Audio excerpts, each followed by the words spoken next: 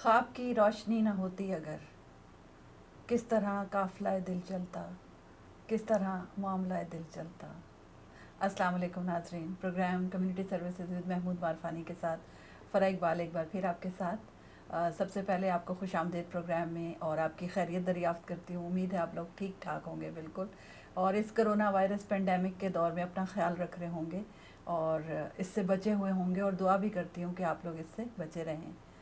मैंने ये जो 2 लाइनें पढ़ी, ये इसलिए पढ़ी कि बहुत लोग ख्वाब देखते हैं और ख्वाब कई तरह के होते हैं।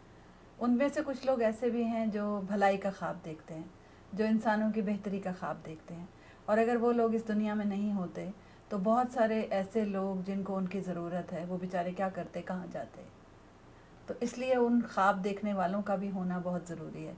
आज का हमारा प्रोग्राम ऑलमोस्ट इसी टॉपिक के ऊपर मबनी है, और आज हमारे साथ 2 ऐसे पार्टिसिपेंट्स हैं जिन्होंने यही ख्वाब देखा, और उसी ख्वाब की ताबीर के सिलसिले में वो जिस जगह पर पहुँचे वो हम आपको दिखाएंगे कि वो किस जगह पर पहुँचे और कितनी उन्होंने कम्युनिटी की, इंसानियत की भलाई के काम किए और किस तरीके से उन्होंने ये काम किए। तो इन लोगों को हम अप्रिशिएट करते हैं इसी प्रोग्राम में, और चाहते हैं कि आप तक पहुंचाएं उनकी बात, आपको पता चले कि हाँ ये लोग कितना अच्छा काम कर रहे हैं। और हाँ, उसमें मज़ीद इजाफ़ा ये करूँ कि उसमें सर फ़हरिस्त जो एक नाम है वो महमूद मारफानी साहब का है, जो कि हमेशा हमारे साथ इस प्रोग्राम में होते हैं। और उन्होंने भी ये ख्वाब देखा था कि वो अब्दुल सत्तार ईदी से मुतासिर थे और वो उन्हीं की राह पे चलना चाहते थे। तो उनका ये ख्वाब कहाँ तक पहुँचा, आज हम उनसे भी ये बात करेंगे। तो आइए मिलते हैं, तारुफ़ करवाते हैं मारफानी साहब का। अस्सलाम वालेकुम। वालेकुम अस्सलाम वरहमतुल्लाहि वबरकातुहू।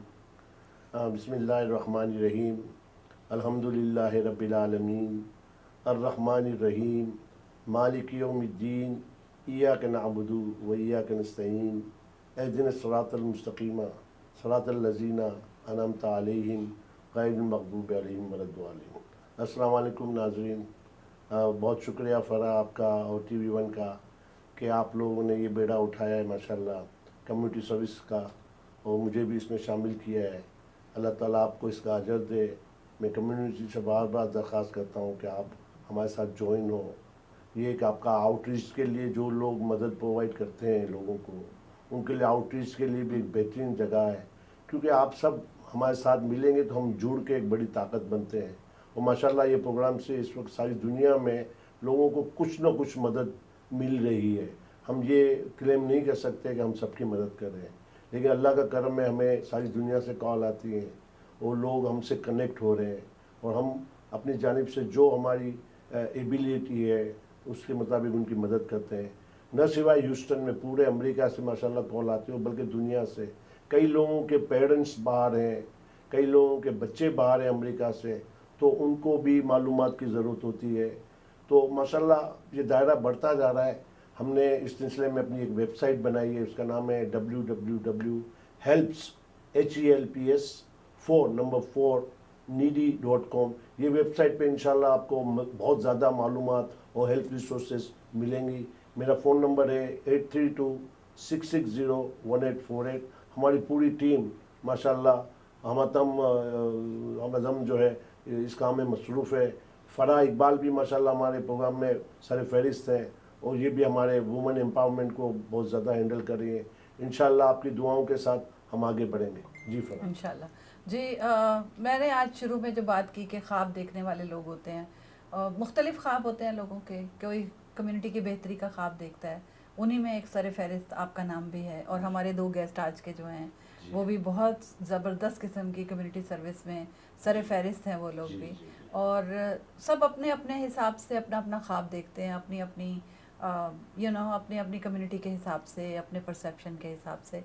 आपका ये ख्वाब जो है अब कहाँ तक पहुँचा, आप क्या समझते हैं कि जब आपने स्टार्ट किया था और अब तक कोई समझते हैं कि कोई प्रोग्रेस हुई है कोई? माशाल्लाह इसमें कोई शक नहीं है कि मुझे कम्युनिटी का बड़ा साथ है। मेरे साथ वो सारे लोग, पहली बात मैं आपको बता दूं कि अल्लाह ताला ने जो हमें पैदा किया है, 98% क्रिएशन ऑफ अल्लाह सुब्हानहू ताला इज़ बेस्ट। हर शख्स अपनी जगह पे कम्युनिटी सर्विस कर रहा है, उसका कोई पैमाना नहीं है। कोई सड़क से पत्थर उठा लेता है, कोई किसी के कंधे पे हाथ रख के बोलता है हिम्मत रखना, कोई मसला नहीं है। कोई पानी का गिलास पे, तो कम्युनिटी सर्विस एक अल्लाह ताला का सिफत है, वो बहुत सारे लोग करते हैं, लेकिन कुछ लोग जो है उसमें ज़्यादा घुस जाते हैं। मैं बचपन से एदी साहब से कनेक्टेड हूँ। मैं बहुत छोटा था तब एदी साहब शायद अभी शुरू भी नहीं हुए थे, वो हमारे पड़ोस में रहते थे। उस वक्त से मैं एदी साहब के साथ जुड़ा हूँ और अच्छा खासा मुझे इंस्पायरेशन है।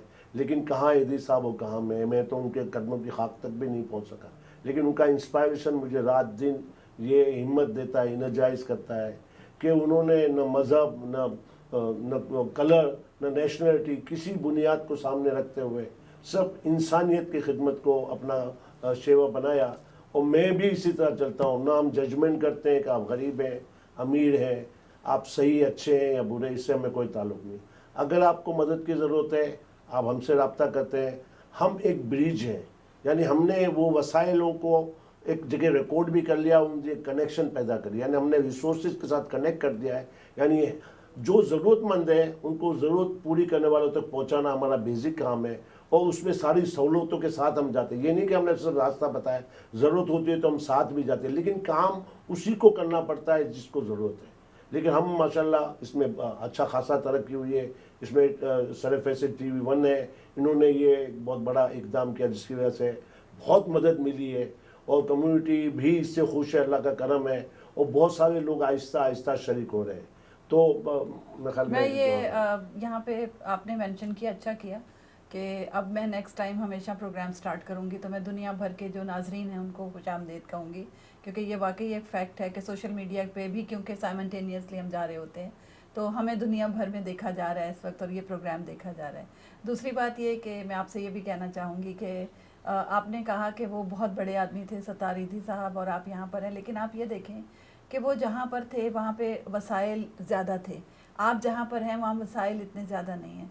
तो महदूद वसाइल के साथ इस जगह पर एक गैर मुल्क में, जो कि अब हमारा मुल्क है, लेकिन फिर हम यहाँ आके बसे हैं, लेकिन यहाँ पे एक महदूद वसाइल हैं, छोटी कम्युनिटी है, वो भी स्ट्रगल कर रहे हैं सारे लोग, उनके दरमियान रह के ये सारे काम करना इट्स अ बिग डील। मेरे ख्याल में मुश्किल काम है थोड़ा सा।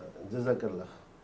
हम जहाँ तक मेरे अपने इदारे का ताल्लुक़ है मारफानी का, हमने न डोनेशन कभी मांगा है न हम लेते हैं, ये एक साफ बात है, इसलिए हमारा रिकॉर्ड क्लियर है। यानी हमने अल्लाह का करम है उन सारे इदारों से काम लिया है जो हमारे से फंडिंग लेते हैं, यानी कम्युनिटी फंडिंग जिसको कहते हैं। तो सारे इदारे हमारे हैं, तो वो इदारों ने हमसे फंडिंग लिए, ज़कात, सदका, खैरात, डोनेशन और गवर्नमेंट की फंडिंग। तो हम उन इदारों से ही काम लेते हैं, बजाय नए इदारे खोल के अपना एडमिनिस्ट्रेटिव कॉस्ट को बढ़ाएं, उन्हीं इदारों को, उनकी रिसोर्सेज को हम मोबिलाइज करते हैं।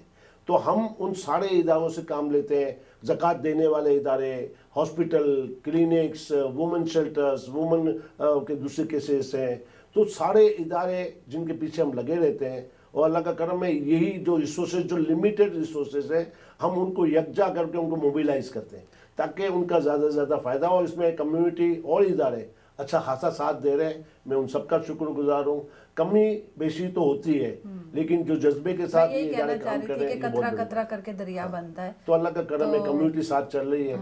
तो कम्युनिटी ने बहुत साथ दिया है, इसमें कोई शक नहीं है।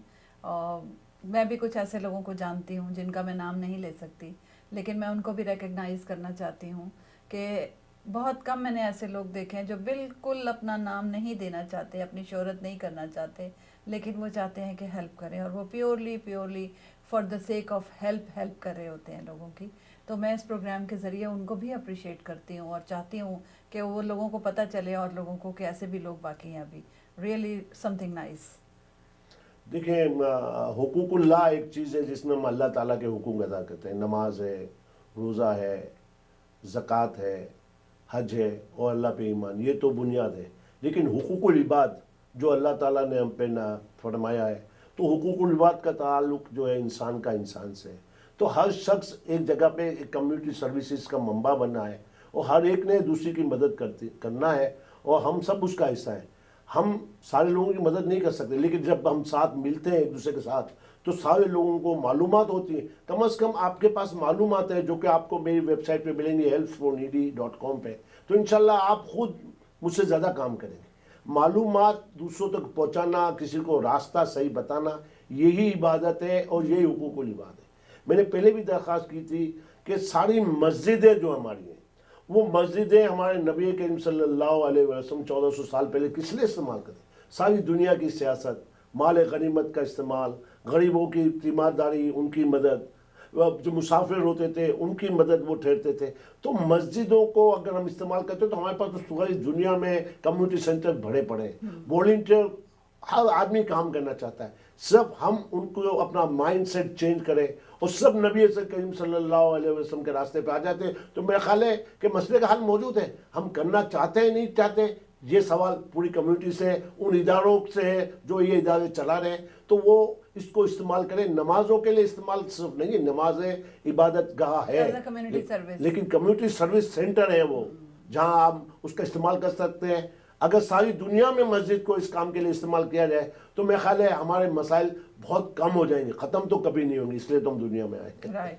मैं इस सिलसिले में हमारी अपनी कम्युनिटीज़ को रिकग्नाइज भी करना चाहती हूँ। आगा खानी कम्युनिटी, बोहरी कम्युनिटी है, गुजराती लोग हैं, मेमन हैं, ये लोग, आप भी मेमन है वैसे, लेकिन ये लोग जिस तरीके से आपस में इनकी क्लोज नेटवर्क है इनका, और क्लोज नेटेड ये फैमिलीज़ हैं, ये कम्युनिटीज़ हैं, इनमें आप देखें कि कम मसाइल नज़र आते हैं। वजह यही है कि वो अंदर ही उसको सॉल्व कर लेते हैं, और उन्होंने एक नेटवर्क ऐसा बनाया है, किस तरह का स्ट्रक्चर है उनका कि वो आपस में एक दूसरे की हेल्प करते हैं और बड़ा ट्रस्ट है आपस में एक दूसरे पे।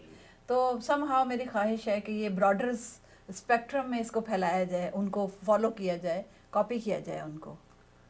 आपकी बात बिल्कुल सही है। माशाल्लाह ये इदारे बहुत ही कामयाब रहे हैं। खुसूस से आप देखें मेमन कम्युनिटी पूरी दुनिया में बहुत बड़ा काम कर रही है, और बोरा कम्युनिटी, इस्माइली कम्युनिटी और दूसरी कम्युनिटीज़, ऐसी कोई बात नहीं है कि कोई काम नहीं, कि काम हो रहा है, मसाइल है, हम लेकिन सब वो छोटी कम्युनिटीज हैं, ब्रॉडर स्पेक्ट्रम में अगर फॉर्मूले को फॉलो किया जाए, क्योंकि छोटी कम्युनिटी, और फिर देखिए हर कम्युनिटी का एक माइंडसेट है। जी। हमें अपने जहन में ये एक माइंड में रखना है कि हमें पे बैक करना है, हमने अल्लाह ताला को वापस करना है। अगर ये जज्बा हम रखते हैं, वी हैव टू पे बैक। अगर मेरे पास अगर 100 रुपये है, ठीक है, तो मैं उसमें से थोड़ा खर्च करूं दूसरों के लिए, ये पे बैक है। हमने अल्लाह ताला को वापस करना है। नेमतें दी हैं, मेरे पास आँख है, मेरे पास दिल है, मेरे पास पाँव है, मेरे पास गुर्दा है, कई लोगों के पास ये चीज़ें नहीं है। हम अल्लाह को अप्रिशिएट करें और उसके लिए पे बैक करें, बस। Thank you so much. अभी ब्रेक का वक्त हुआ है, तो नाजरीन ब्रेक से जब हम वापस आएंगे, हमारे पास फोर्ट बेंड काउंटी के डिस्ट्रिक्ट अटर्नी ब्रायन मेडल्टन होंगे हमारे साथ। आप भी उनसे सवाल कर सकते हैं और हम भी कम्युनिटी के सवालात उनसे पूछेंगे। कहीं मत जाइएगा, लेते हैं एक छोटी सी ब्रेक। वेलकम बैक नाजरीन, आप प्रोग्राम देख रहे हैं कम्युनिटी सर्विसेज विद महमूद मारफानी, और मैं हूं फरा इकबाल आपके साथ। और जैसा कि मैंने आपको बताया था कि ख्वाब देखने वाले लोग हमारे साथ हैं आज, जिन्होंने कुछ भी ख्वाब देखा कम्युनिटी की भलाई के लिए, बेहतरी के लिए, और वो उस मकाम पर पहुँचे। उनमें से एक जो हमारे गेस्ट हैं आज के, वो हैं ब्रायन मेडल्टन, जो कि डिस्ट्रिक्ट अटर्नी हैं फोर्ट बेंड काउंटी के। तो आपकी मुलाकात करवाते हैं उनसे। Hello Brian, so we welcome you in the show, and I would like to ask you some questions about your, being district attorney, how you feel about that, and also what's going on in the Fort Bend County overall as in reference to COVID-19. Oh, I love Fort Bend County. Fort Bend County is rich because of its diversity. It's a world community. It's like being everywhere every day, because it's so many different cultures, so many different languages, so many different people, and having the honor to be the district attorney of such a rich county is wonderful. COVID-19 certainly has presented a lot of difficulties, but we're working through them, and we're discovering some innovations in the process, which I think will probably make the process a lot better in the future because of technology. So we're managing. We're still doing our job. We're still enforcing the law, and we're still processing cases. We're just doing it in a different manner. So you have to, you got the handle of it. So how to deal with it, or how to live with it? Well, I don't know. Yeah, I'm not sure anybody actually has a handle on it, because it's so complicated and it's always changing. But we're meeting the challenges as they come to us.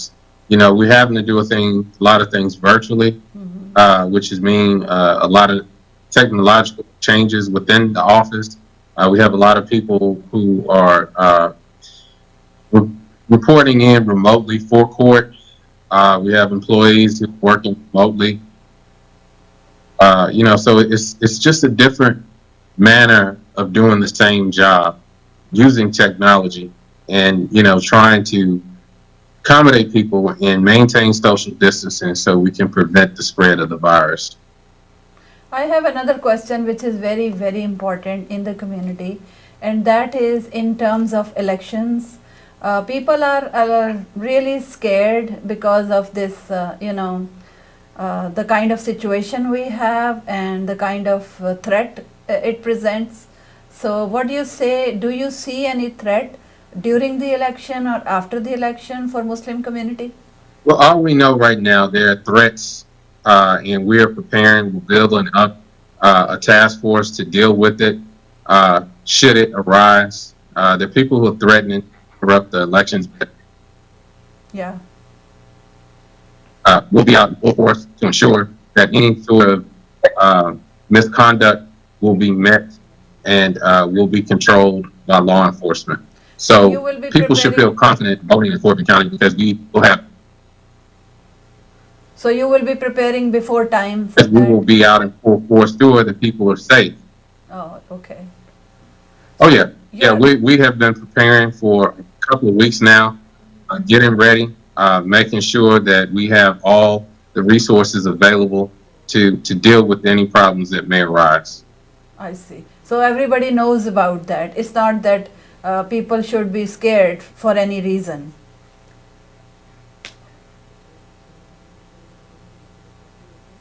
If you're feeling scared, feel free to report it to my office. We're in the process of establishing a call center to deal with,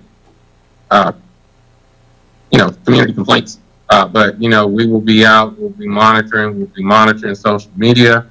We'll be monitoring security bulletins from different law enforcement agencies, trying to identify potential threats. If you feel like you're being intimidated, we want to know. So we can take action and we can deal with it. So we want the community to know that you won't be alone. Mm-hmm. If you are afraid, we need to know about it and we can make sure that you're safe. Yeah. Your right to vote is inviolate, which means nobody can take it away from you and we're not going to let anybody take it away from you. So you should walk into the voting booth, into the polling locations, feeling completely secure and safe. Okay. Yeah, that's very nice. And also, we will protect your health as well as protect you from any outsiders who intend. and also when you form that task force or there is a number, please indicate to us so that we can highlight that in the shows and in the programs. Absolutely. We were working on the technology on that this past Friday. So by Wednesday, I'll provide you with that information. And I would encourage the public to monitor our social media pages for updates. And we will make sure that information is disseminated to the public. Okay. Marfani sir, you have a question. Hi, Brian. Nice seeing you with us. Thank you very much. You're on board. I have two things to ask. Number one, tell us about yourself. How you good to see you again, brother. Sitting now? And Yes, sir. secondly, I need one specific question about police. We have a 911 number.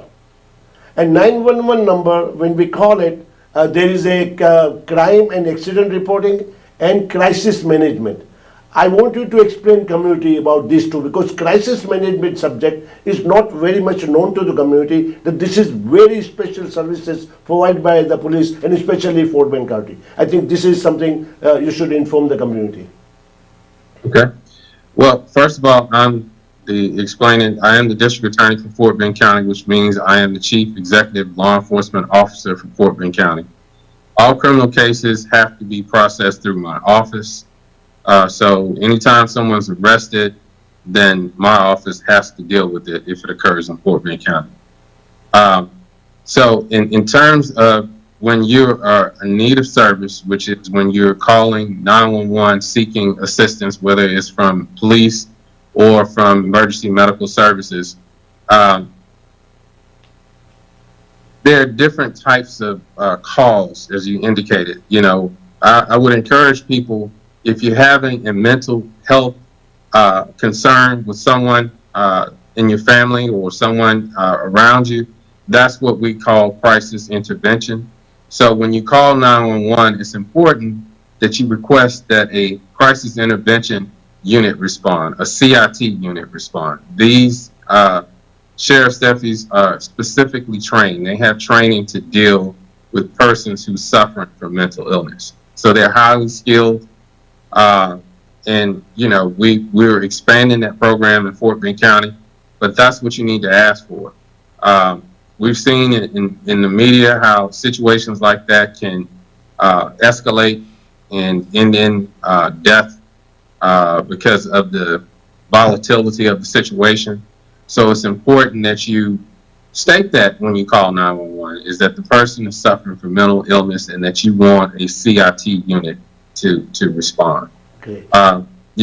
People should understand that police officers right now, we're re-envisioning their role. That's largely because we've called them for everything. And, their function is to protect, most of them are not qualified to be social workers. And so they cannot, cure all social ills. So we have to respect that. And we should understand that when we call police, it's because it's an emergency. If you're having, if your loved one has a mental professional or is under care of a psychiatrist or psychologist, it's important to contact them to get guidance before you call the police. There are many different ways, and we're trying to evolve in law enforcement as well. It's lead programs, law enforcement assisted diversion programs are designed so that when we have certain calls that they're diverted out of the normal channels of the criminal justice system and directed to proper professionals. And so, that's what crisis intervention team is all about, is that these people are diverted away from jail and into mental health institutions where they can get the care that they need and are not unjustly incarcerated. One more thing, you have recently announced, Fort Bend County, that they will be monitoring the seniors living in the Fort Bend County in the absence of their caretaker of their children. That's the program I think Fort Bend County recently introduced for the seniors, that you will be monitoring and living in the Fort Bend County, the seniors. Yeah, we always have monitored that. You have Adult Protective Service, that's their primary responsibility. When there's a criminal offense committed, then yes, we get involved, but there's state agencies specifically designed for it. We want to protect seniors. We want to protect women. We want to protect children because they're all vulnerable. If you know of any incident with a senior citizen who may be victimized, we want to know about it. We will take action and we will protect them. So we're here to protect. We're here to serve. So I want to encourage anyone who's experiencing any of these injustices to let us know and let us handle it. So we're here to help the community. We're here to keep Fort Bend County safe and maintain its strength and its diversity. Thank you so much, Brian. Thank you, Brian.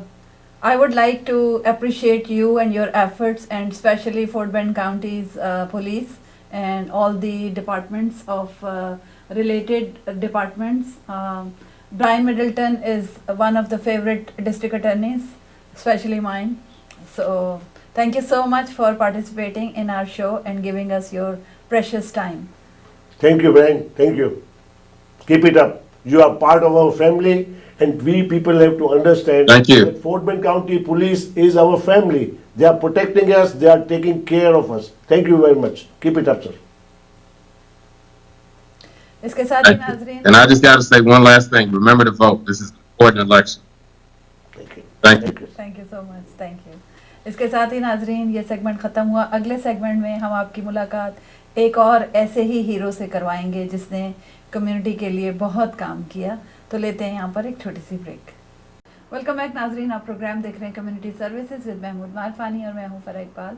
कुछ थोड़ी सी मसाइल की वजह से, technical मसाइल की वजह से हमारे जो तीसरे अनसंग हीरो हैं, जिनको हम अप्रिशिएट करना चाहते थे इस प्रोग्राम में, वो आज हमारे साथ शामिल नहीं हो सकेंगे और हम आने वाले प्रोग्राम में उनको शामिल करेंगे अपने साथ। तो हम वापस चलते हैं मारफानी साहब की तरफ और उनसे पूछते हैं कि अब इस वक्त कम्युनिटी की सूरत हाल क्या है और क्या रिसोर्सेज इस वक्त वो अवेलेबल हैं लोगों के लिए और मसाइल कहाँ तक पहुँचे।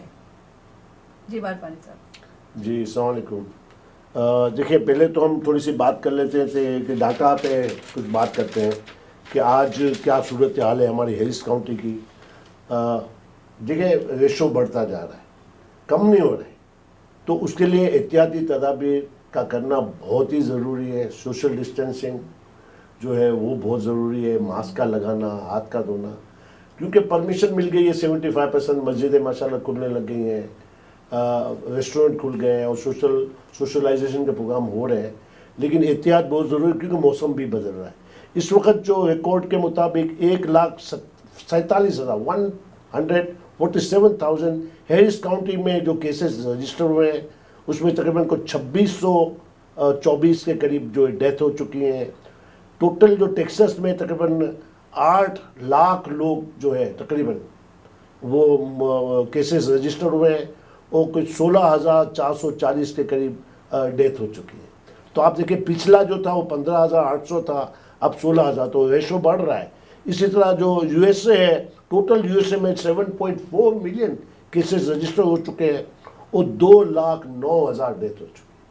तो आप अंदाज़ा लगाएं कि अभी ये वबा गई नहीं है। हमें इतने देखिए, दुनिया में तकरीबन 35.3 मिलियन लोग इससे मुतासिर हो चुके हैं और तकरीबन 10.4 मिलियन डेथ हो चुकी है। तो ये अभी भी अलार्मिंग है, तो हमें एहतियात करनी हो। फिर देखिए, अभी अब जो मौसम तब्दील हो रहा है उसमें फ्लू का अटैक होगा, तो फ्लू शॉट्स लगाने हैं। तो मौसम जब तब्दील होगा और ठंडा होगा तो ये जो वायरल इफेक्ट का बढ़ने के चांसेस हैं, हमने पूरी एहतियात करनी है। तो एक तो वो आप करते रहें। उसके अलावा आजकल ट्रैवलिंग भी अलाउ हो गई है और लोग ट्रैवलिंग करने लगे हैं। उसकी वजह से उनको कोविड टेस्ट की ज़रूरत होती है, या तो लैंडिंग पोर्ट पे जहाँ जो उनको उतरना है वहाँ, तो बहुत सारी जगह कोविड टेस्ट हो रहे हैं। जिन लोगों के पास इंश्योरेंस है उनको माशाल्लाह हर जगह फ्री सहूलत मिल रही है। जैसे आप हेल्थ अर्जेंट केयर में चले जाए, किसी भी इदारे में चले, बिल्कुल फ्री कर रहे हैं वो। देखिए, वो इंश्योरेंस के हिसाब से। अच्छा। इंश्योरेंस जिनके पास है, जैसे ओबामा केयर है या मेडिकेयर है या मेडिकेड है, तो उनको फ्री मिलेगा। लेकिन गवर्नमेंट के जो इदारे, हमारे यहाँ इब्ने सीना भी फ्री कर रही है और डिफरेंट किस्म के केसेस है।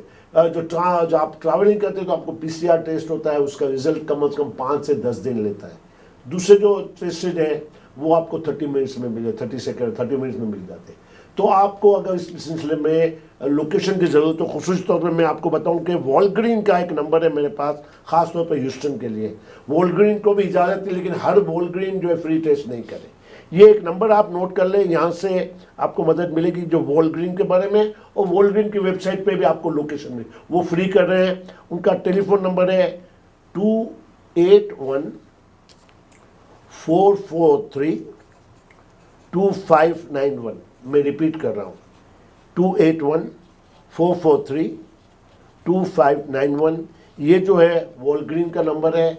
आपको वहाँ से एग्जैक्टली लोकेशन पता चल जाएगी आपने कहाँ जाना है, और आप टेस्ट करवा लें, वहाँ पीसीआर भी टेस्ट हो रहा है। इसके अलावा बहुत सारे अर्जेंट केयर आपके मोहल्लों में माशाल्लाह हैं, और वो सारे लोग तकरीबन इक्विप्ड हैं आपका जो है कोविड टेस्ट करने के लिए। इसके अलावा हैरिस काउंटी के पास भी है, उसका भी आप नंबर लिख लें कि जो लोग आपको जो है इस सिलसिले में मदद करें। उनका नंबर है 1-866-333 कोविड COVID। वो आप अपने टेलीफोन में थोड़ी मेहनत करके नंबर ले लें। तो यहाँ आप नंबर लगेंगे तो आपको इंशाल्लाह बहुत सारी जगह पे इंफॉर्मेशन मिलेगी कि कहाँ से आपने रजिस्ट्रेशन कराना। अब हम आते हैं कुछ फाइनेंशियल इश्यूज़ की तरफ।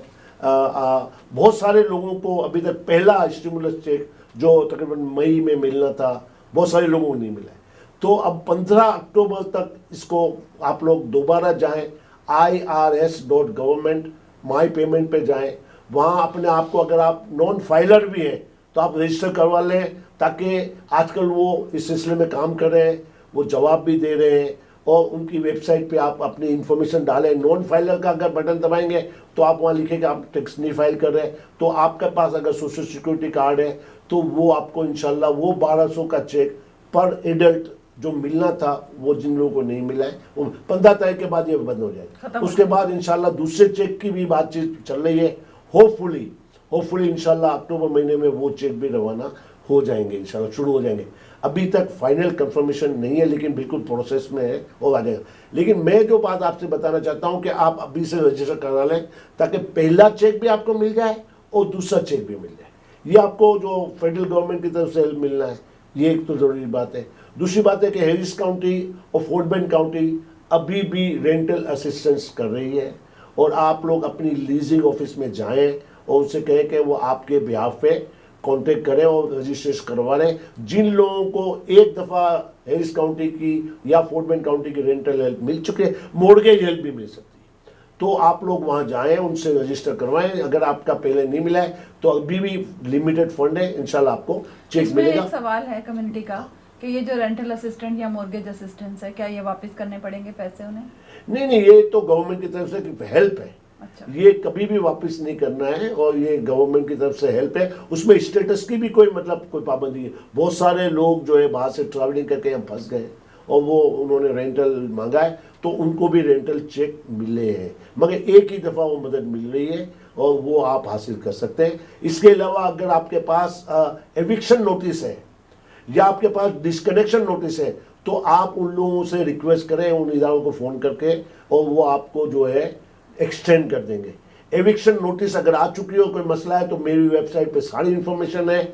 helpforneedy.com पे जाएंगे तो एविक्शन असिस्टेंस के लिए ह्यूस्टन बार एसोसिएशन की पूरी टीम अवेलेबल है, वो आपको उस सिलसिले में मदद करे। एक बहुत ज़रूरी बात, यानी जिन लोगों ने अपने मॉर्गेज पेमेंट नहीं किए और नहीं पे कर सक रहे किसी वजह से, बहुत सारे लोग अपने क्रेडिट कार्ड पेमेंट नहीं कर सक रहे या गाड़ियों की पेमेंट नहीं कर सक रहे, तो आप उन लोगों को दरख्वास्त करें कि आप जो है पेमेंट नहीं कर सक रहे, तो वो आपको बगैर पेनल्टी के, बगैर कोई एक्शन के वो एक्शन करेंगे। अभी कल ही मेरे पास एक फैमिली आई थी, मैंने खुद मॉर्गेज कंपनी से बात की तो उन्होंने उनका नवंबर तक एक्सटेंड किया। लेकिन जो खास बात जो उन्होंने मुझे कही कि अगर नवंबर में भी आपकी पेमेंट करने में कोई प्रॉब्लम है तो आप हमें दोबारा फ़ोन कीजिएगा, वी विल हेल्प यू। तो आप देखें कि ये बहुत इंपॉर्टेंट बात है। एक सवाल करना चाहती हूँ कि ये जो आप कह रहे हैं कि बगैर पेनल्टी के, ये मुझे थोड़ा सा कंफ्यूजिंग लग रहा है, क्योंकि जो हमें नॉलेज मिला है, जो लोगों को आम पता है, वो ये कि पेनल्टीज लगती हैं उसके ऊपर। मैंने वाजे कर दिया अभी थोड़ी देर पहले कि कोई पेनल्टी नहीं लगेगी, कोई लेट फी नहीं लगेगी। तो इसका कोई रिटर्न, कोई लिंक है कि जहां लोग चले जाएं और नहीं, ये रिटर्न नहीं है, ये गवर्नमेंट की तरफ से ही डायरेक्टिव्स है कि कोई जो रेंटल अपार्टमेंट है वो भर नहीं सकता है, इनको इवैक्यूएट नहीं किया जाएगा। और हाउ अबाउट क्रेडिट कार्ड्स, उनकी पेनल्टी लगेगी? सारे लोगों के पास, मैं खुद एक्सपीरियंस कर रहा हूँ, एंड दे आर एक्सटेंडिंग। अच्छा। वो गवर्नमेंट के ही डायरेक्टिव है ऑलरेडी, हमारे स्टेट गवर्नर के भी डायरेक्टिव है और फेडरल गवर्नमेंट को डायरेक्टिव है, क्योंकि अगर वो लोगों के साथ जाती की तो वो फिर सड़क पे आ रही है तो we will be adding more fuel to the problem. तो डेफिनेटली गवर्नमेंट ईज कर रही है, क्योंकि बड़े बड़े स्टिमुलस चेक इन बड़े इदारों को सपोर्टिंग वे में दे दिए गए, बाद में हमें इंडिविजुअल के पास पेमेंट आ रही है जो स्टिमुलस। तो इसका मतलब कि गवर्नमेंट का जो पहला इकदाम था कि वो इदारे जो भी सर्विसेज दे रहे हैं, जो 50 से ज़्यादा उनका स्टाफ है, उनको गवर्नमेंट ने बैकअप दे दिया है और उनको स्टिमुलस चेक के अलावा स्टिमुलस फाइनेंशियल सपोर्ट मिल गया है।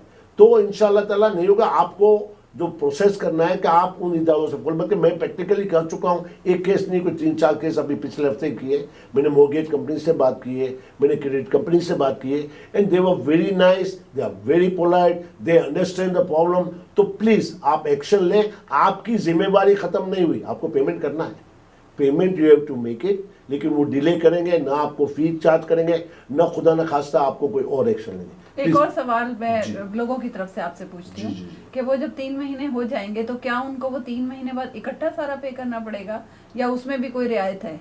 देखिए, अभी आज की बात ही मैं कर सकता हूँ, आने वाले दिनों में तो अल्लाह ही जानता है क्या होगा। लेकिन गवर्नमेंट अपनी जगह पे बहुत अलर्ट है और गवर्नमेंट मॉनिटर कर रही है। उन लोगों को जो पे नहीं कर सक रहे हैं उनको भी कोई ना कोई एरिया पे सपोर्ट कर रहे हैं। जिन लोगों को जॉब नहीं है उनको अनएम्प्लॉयमेंट पेमेंट करा, और आहिस्ता आहिस्ता फंडिंग भी रिलीज हो रही है।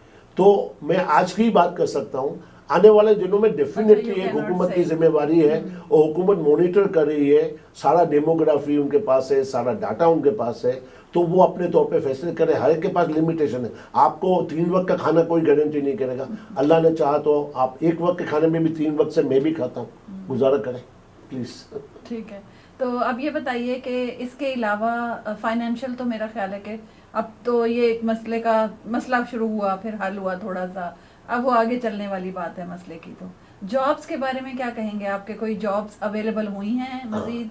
देखिए, बहुत सारे इदारों में जॉब अभी भी अवेलेबल है और जिन लोगों की जॉब छोड़ दी या निकाल दिया गया है वो फौरन जो है वो अनएम्प्लॉयमेंट अप्लाई करते हैं। लेकिन जॉब आ रही है, जॉब आप देखिए सिटी ऑफ ह्यूस्टन में चल रही है, फोर्ट वेन काउंटी में चल रही है, हैरिस काउंटी में चल रही है, सिटी ऑफ शुगरलैंड में, ये तो मैं लोकल बात कर रहा हूँ। हर इदारे में जॉब है क्योंकि काम दुनिया का रुका नहीं है, समझे? तो जॉब है, लेकिन हाँ जो इदारे जो इससे मुतासिर हो गए, यानी रेस्टोरेंट हैं या छोटे बिजनेसेस हैं जो उनका सर्वाइवल मुश्किल हो गया, तो वो लोग जो है उनको तकलीफ है। लेकिन वो छोटे पैमाने पे जॉब हमें अवेलेबल है। आप हमसे रब्ता करेंगे तो लोकल बुनियाद पे हम काम करेंगे। लेकिन उन सारे इदारे या छोटे छोटे लोग जो है जिनके पास जॉब अवेलेबल है, वो किसी ना किसी तरह आउटरीच करें, तो हम लोग अपनी कम्युनिटी के लोगों की मदद करेंगे। वो हमारे इदारे कम से कम मुझे इन्फॉर्मेशन भेजें, हम उसकी पूरी इंशाल्लाह पब्लिश और कर रहे हैं। हमारी कुछ व्हाट्सअप ग्रुप्स हैं, हमारी जो फेसबुक का ग्रुप है उसमें हम अनाउंस डेली बेसिस पे कर रहे हैं जो छोटे छोटे काम हैं।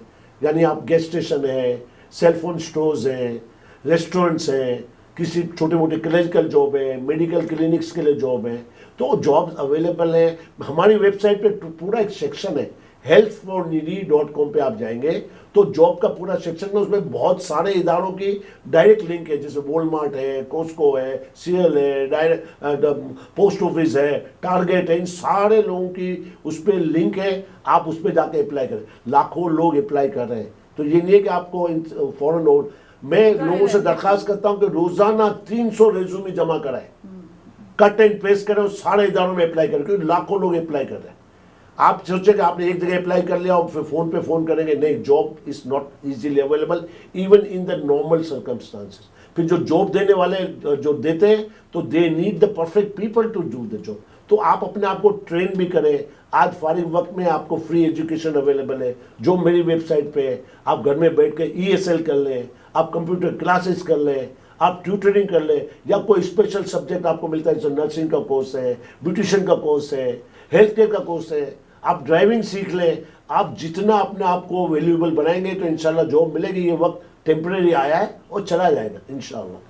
ये बताइए कि ये जो रेस्टोरेंट बिजनेस है इस वक्त काफ़ी सारे खुल गए हैं, तो ह्यूस्टन में क्या सिचुएशन है? फोर्ट बेंड काउंटी में 75% तो खोल दिया उन्होंने, तो लेकिन ये कि कोविड-19 भी उसी हिसाब से फिर पड़ रहा है, तो क्या एडवाइस करेंगे या क्या कहेंगे आप इस बारे में? मैं क्या एडवाइस करूँ, लोग डरते हैं। इवन दावतों में भी अगर प्राइवेट जो शादियाँ वगैरह भी होना शुरू हुई हैं और उसमें इनविटेशन अगर 100 लोगों को भेजा है तो 50-60 लोग डर के मारे निकलते नहीं है। तो हाल तो ये है, और एक तरह से अच्छी बात है तो कि हमें 75% हो गई है कैपेसिटी, लेकिन लोग आ नहीं हाँ, रहे। लोग नहीं आ रहे और बहुत मुतासिर हो रहे हैं। बहुत सारे बिजनेसेस बड़े हैं। तो अब हम एज ए पर्सन इंडिविजुअल अगर हम खाना उनसे खरीदें, एक तो ये मदद कर सकते हैं आप, और वो लोग भी बेचारे डिस्काउंटेड प्राइस में ऑफर कर रहे हैं, होम डिलीवरी दे रहे हैं। राइट, तो जाहिर के प्रॉब्लम दोनों तरफ है। ऐसा तो नहीं हो सकता कि अगर लोग कोशिश करें या गवर्नमेंट के साथ मिलके कोई काम करें, तो जो पार्किंग लॉट है थोड़ा सा उसमें कहीं बाहर वो कुछ बैठने का बंदोबस्त, या जैसे और शहरों में सिटी नहीं अलाउ किया हुआ है। हमारे यहाँ जो है सिटी में अलाउ है, का हर रेस्टोरेंट को इजाज़त दी है कि वो अपने पार्किंग लॉट का एरिया कुछ अलाउ करे। और आजकल जैसे हमारे यहाँ चिप्पी है, हम लोगों ने बाहर टेबल लगा दिए हैं। हाँ। और इस तरह बहुत सारे रेस्टोरेंट में बाहर लगा दिया है। उसकी वजह से दोनों फायदे होंगे, तो कोविड का कवरेज आउटसाइड एरिया में कम होता है और बिजनेस बढ़ सकता है, और बहुत सारे लोगों ने किया है। हाँ, तो ये तरीकेकार है और लोग निकलना चाहते हैं। हर शख्स घर में फंस गया है, हर शख्स बाहर निकलना चाहता है, लेकिन वो डर के मारे निकलते। बच्चों को देखें ना, स्कूल खुल गए लेकिन माँ बाप बच्चों को नहीं भेज रहे क्योंकि कुछ इंसिडेंट आ गए सामने। तो एहतियात जरूरी है, लेकिन बहरहाल जिंदगी है, इसको तो चलाना पड़ेगा। और जो हालात अल्लाह में रखे, देखें एक वक्त था कि हिजाब के पीछे सारी दुनिया पड़ी हुई कि हिजाब को बंद करो। आज हर मर्द और औरत हिजाब लगा के बैठा, हाथ मिलाना या एक दूसरे करीब आना बिल्कुल पाबंदी अल्लाह में लगा। तो निज़ाम कुदरत को हम चैलेंज नहीं कर सकते। उसके साथ चले, अल्लाह पे भरोसा रखें। अल्लाह ताला इंशाल्लाह बुरा वक्त कभी नहीं आता, ये टेम्परेरी है। हर वक्त जो है वो गुजर जाता है, और ये टेम्परेरी भी कोई जाएगा। अच्छी बेहतरी के लिए अल्लाह मियाँ ने किया है कि हम अभी भी अपनी आंखें खोलें और अल्लाह की तरफ रुजू करें। बड़ी ठीक है, important इसके बात। साथ ही हमारे प्रोग्राम का वक्त ख़त्म होता है, लेकिन प्रोग्राम ख़त्म करने से पहले दो बातें आपको याद करवाती चलूँ। एक तो ये कि सेंसस को एक्सटेंड कर दिया गया 1 महीने के लिए। अगर आपके पास अभी भी वो फॉर्म्स पड़े हुए हैं और आपने सबमिट नहीं करवाए तो प्लीज़ अपने आप को काउंट करवा लीजिए। ये बहुत बहुत बहुत बहुत ज़रूरी है और इसकी वजह से बहुत लोगों का भला हो जाएगा। हम अंडर प्रिविलेज्ड हैं as a Fort Bend County, as a Sugar Land, as Houston Pakistani community. हम अंडर प्रिविलेज्ड हैं just because we are not counted. हम लोग गिने हुए नहीं हैं। अगर हम काउंटिंग में आ जाएंगे, गिनती में आ जाएंगे, तो हमें ज़्यादा प्रिविलेज मिलेंगे, ज़्यादा चीज़ें मिलेंगी। दूसरी अहम बात ये कि वोट दीजिए। 22,000 मुस्लिम वोटर्स जो हैं वो मौजूद हैं फोर्ट बेंड काउंटी में। बहुत इम्पॉर्टेंट है। वैसे भी ओवरऑल जहाँ जहाँ पे ये मैसेज सुना जा रहा है, प्लीज़ बाहर निकले, वोट दें। आपको अगर वोट की अहमियत का पता चल जाए कि हम क्या कुछ बदल सकते हैं इसके ज़रिए, तो आप लोग कभी अपने घरों में ना बैठें और फ़ौरन निकल के वोट दें। अपने बच्चों को कहें, जो भी वोटर रजिस्ट्रेशन है, वोटर रजिस्ट्रेशन की तारीख 5 है आखिरी, तो आज ही करवा लें वोटर रजिस्ट्रेशन। कल करवा लें, कल आखिरी डेट है उसकी। तो आप कोशिश करें कि कल आप करवा लें उसको। वोट ज़रूर दें, बहुत अहम है, बहुत अहम है हमारे लिए, हमारे आने वाली जनरेशन। जी, फरा इकबाल को इजाज़त दीजिए। अल्लाह हाफिज़।